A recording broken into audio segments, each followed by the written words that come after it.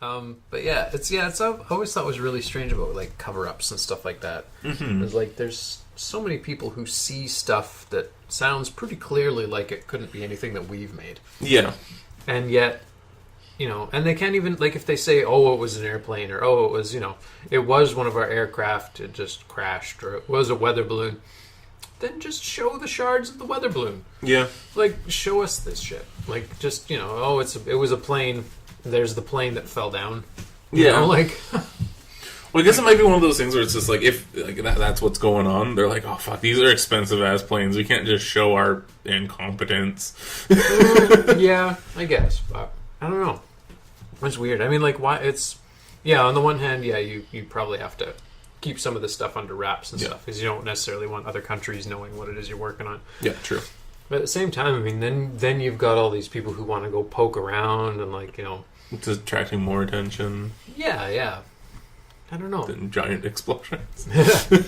Yeah. I don't know what seems to be the lesser of two evils. Like, crazy people going around, like, trying to perpetuate this weird UFO stuff, or keeping it all secret and driving people crazy, or... Mm-hmm. I don't know. Yeah, it's a tough... I guess it would be a tough call to be if you were in... Tough call to make if you were in that position. Yeah. Well, I mean, I know there were a bunch of... there are a whole bunch of, like, UFO reports that were, like... part of the military and stuff, that they're just like, here's a report, we don't know what it is. It doesn't go into too much detail other than just that. And like, yeah, that's true. Who knows? Yeah. And even, there's even some, like, from military bases where, like, some of the guys are like, oh, I swear I saw this thing, and, like, other guys saw it, and, my commanding officer saw it, and then they're like, yeah, but nah. Yeah. I'm sure you did. I'm sure you did. Yeah. And have a look at this thing, and there goes your memory, and we're putting you on bathroom duty for the rest of life. All I remember is seeing Tommy Lee Jones. Speaking of all sorts of crazy cover-ups and stuff, so we talked about it a little bit earlier. Yes. The UFO that crashed in Manitoba on the 19th.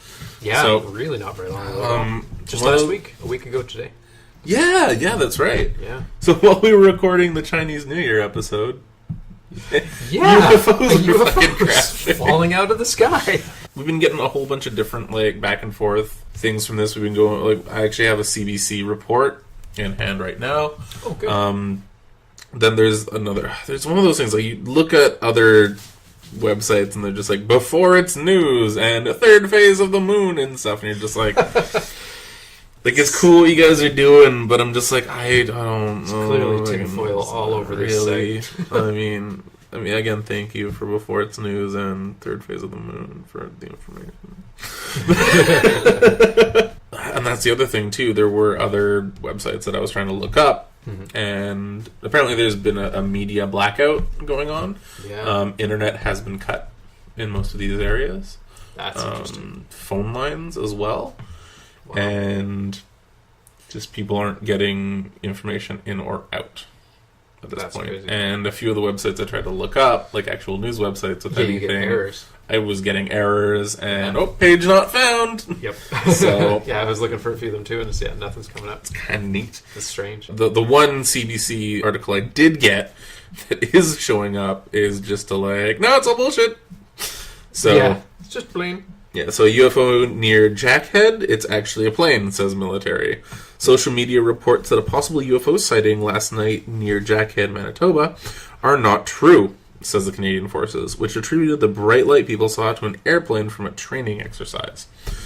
On Wednesday night, several people said that on Twitter and Facebook they saw a bright light in the sky, fueling speculation that it may have been an unidentified flying object. The rumor became stronger when photos were posted of Canadian Forces vehicles in the area, with some people claiming the military was there to contain a UFO crash site.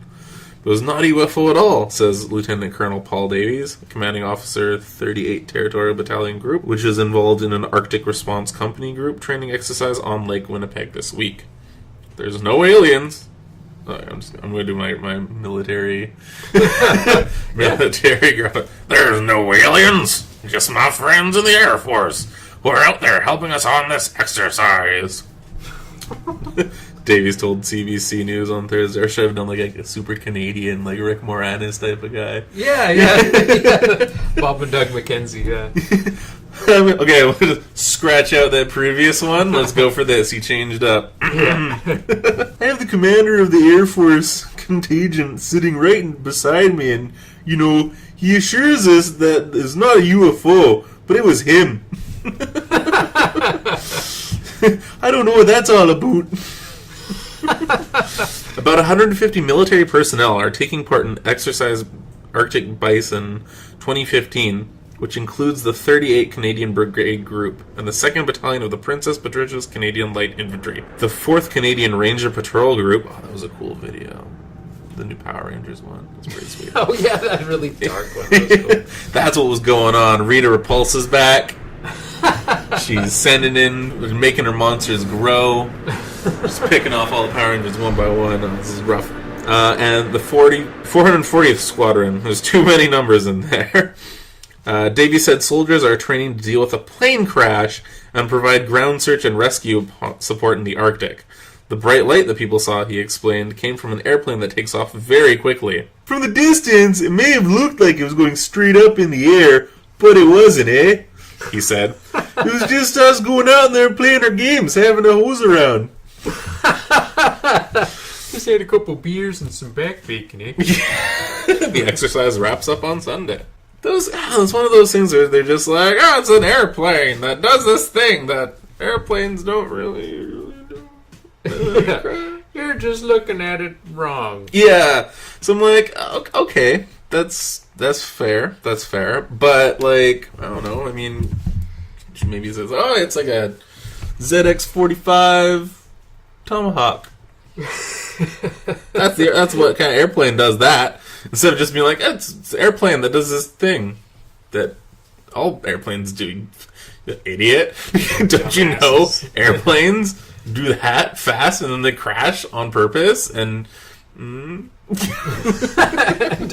right? Yeah.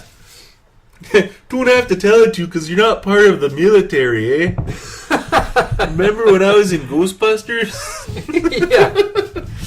But as Canadians, who's really polite. It's like, sorry, but I'd like to tell you about the UFO, but I gotta tell you, it's actually a plane, eh? Yeah. So, please come on over to my house, and I'll make you some breakfast. Come over to my house. Come to my house. Got a Timmy's down the street.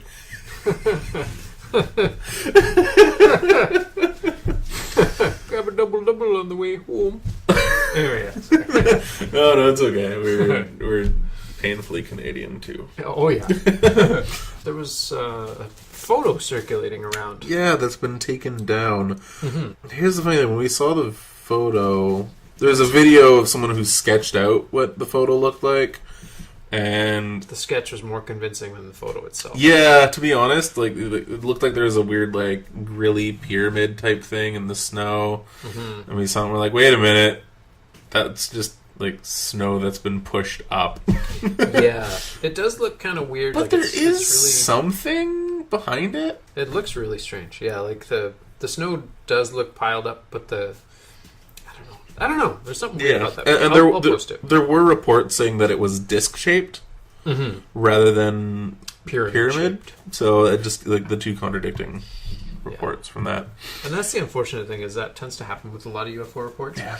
Is there's so many conflicting things because you get so many people, I guess, just freaked out that they're seeing something so out of the ordinary. Yeah. That their minds will sort of fill in the gaps, and it's hard to get an actual because you're so predisposed to a disc shape.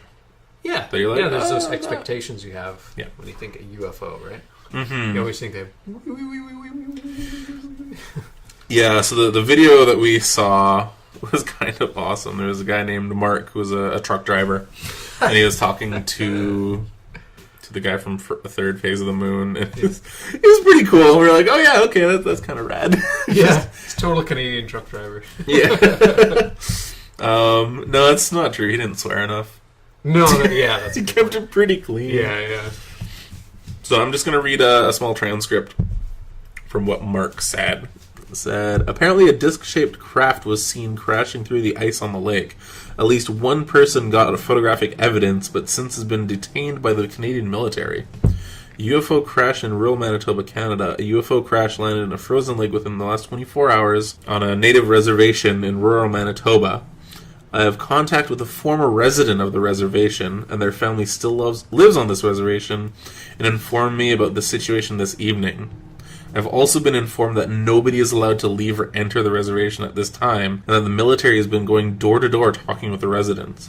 They've been telling the residents that they're conducting an emergency training exercise, but there has been an extreme cold front in Manitoba for the last 2 days, and it's extremely dangerous to spend time outdoors for any period. The military has moved in all their equipment, effectively blocking any view of what they might have crashed in the water or what they've been doing there, but I'm sure they're recovering the evidence.